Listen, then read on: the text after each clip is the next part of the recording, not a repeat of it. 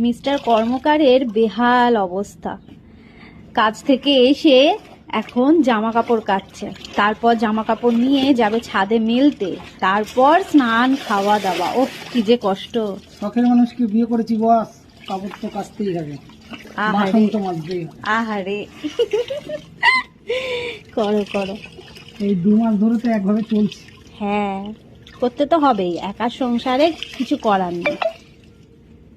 সে কি একটা কথা আছে না, কি কি হারি জিতি নাহিলাজ, একসাথে করি কাজ, হারি জিতি নাহিলাজ, তাই না?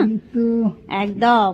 এইদিকে আর এইদিকে দেখো বাইরে কত সুন্দর রোদ উঠেছে, আর এই রোদটা না গায়ে লাগানোর মতন, মনে হচ্ছে যেন ছাদে গিয়ে বসে থাকি আর রোদ পোয়াই, আর একটু বসে বসে আচার খাই, বাট ইয়ে খাই, কি বলে যে পেয়ারা মাখা বা কিছু, খুব ইচ্ছে করছে।